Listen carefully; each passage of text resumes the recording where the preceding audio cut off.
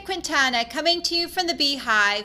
Today I'm going to show you how to make this beautiful hydrangea card using the limited time Thoughtful Branches bundle.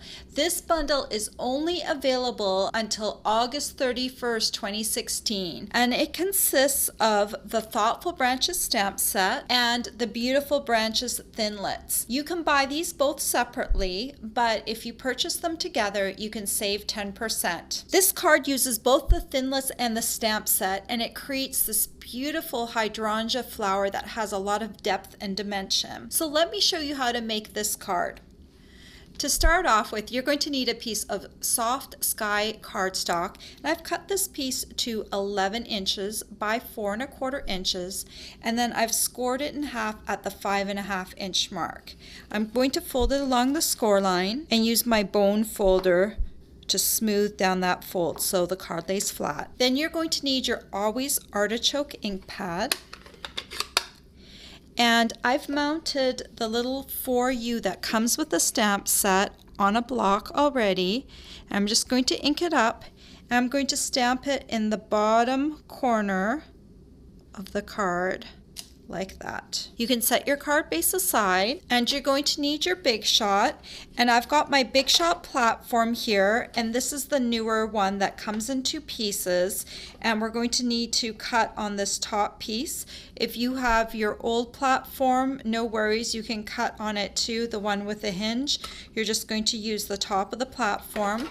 You're going to put a cutting plate down. I've got a scrap piece of sweet sugar plum cardstock here, and then you're going to need this big piece right here, and you're going to put it with the cutting edges down, and you're going to put your second cutting plate on top, and then you're going to run it through the Big Shot.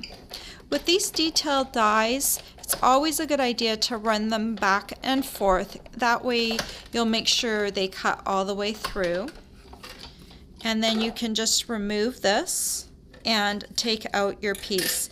Now, this piece still has some of the little pieces in it, so you can take your Big Shot die brush, and that comes with this foam pad and this brush, and if you just gently run over your cardstock with the brush, all the little pieces will fall out really easily like that. You're going to need to cut a second piece, so I've already done that. Then you're going to need a piece of Always Artichoke, and then you're going to need your stem and leaf piece. And I'm just going to place this on here, and then we're going to run this through.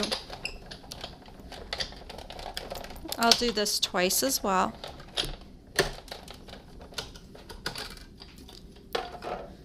And then you can just pop off the leaf piece, and this one already almost came completely apart. There's 2 pieces that have not come out. If they don't come out just by pressing on them, just go ahead and use the die brush again. Mine just fell out really easily. Don't throw away your negative piece. We're going to use that in just a second. So I've got my piece here that I've cut out with the leaves, and I wanted to back up these leaves with a little bit of cardstock.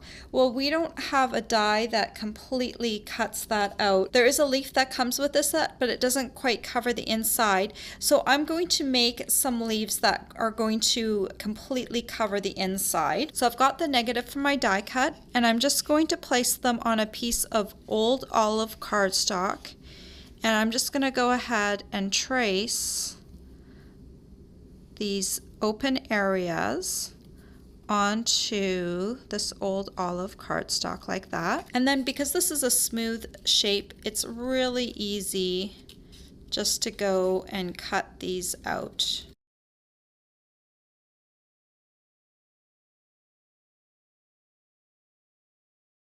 I'm just going to put a little bit of Tombow on the back of my leaves, some strategic spots, and then I'm going to glue them to the back. Now, if you prefer the look of the open weave, go ahead and don't even bother backing them. I just like the look of having the leaf filled in, and this gives me the opportunity to choose a lighter color, so I've got a little bit of contrast in my leaves.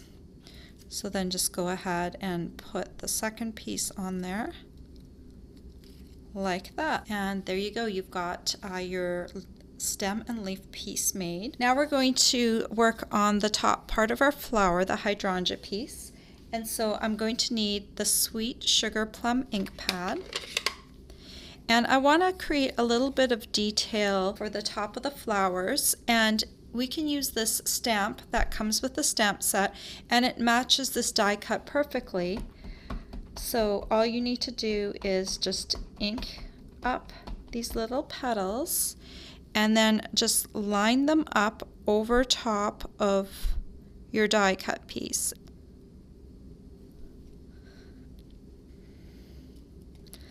Like that, and it provides some contrast on the top part. And then what I like to do with the bottom is have the bottom piece be a little bit darker.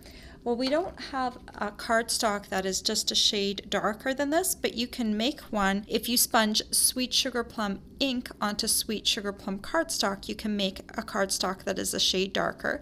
So I've got a sponge dauber here, and I'm just going to sponge some ink on the second piece to make it a little darker, and that way it will look like this piece is in shadow.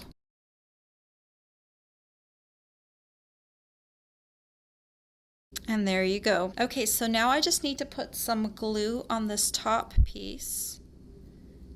I'm just gonna strategically place some glue dots. I'm not sure exactly where they're going to end up, so just kind of hit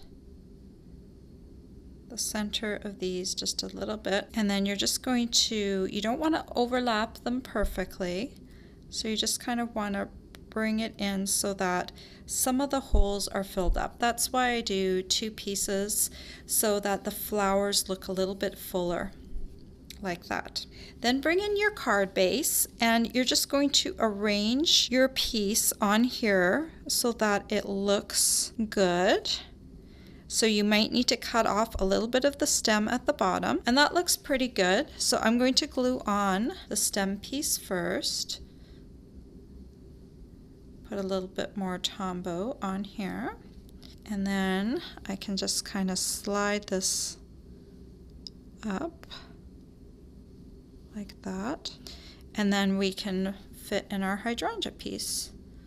Just put a few dots of glue on the back of this piece, and then we can stick this down over top like that. And then all you need to do is trim off this bottom. So I'm going to open up the card, and I'm going to snip from the inside. Then to finish off this card, I'm just going to get a little piece of the ruched ribbon. So I'm just going to tie a little knot at the end of my Sweet Sugar Plum ruched ribbon, kind of like that. And then you can just kind of cut off a piece like that. And to stick this down, I'm going to use a glue dot. Just put my knot right on top of a glue dot and lift off. I'm going to put it just down from the top of my stem, and then you can trim off the ends on an angle a bit, like that. And there you go. You've got a really beautiful hydrangea card that wasn't too hard to make at all. All the supplies you'll need to make this card are available for purchase on my blog. I hope you've enjoyed this tutorial. Bye for now. If you like this tutorial, be sure to check out all the free with purchase tutorials available on my blog. The Rolo's flower is just one of the exclusive tutorials that you can choose free with a minimum purchase in my Stamp It Up store.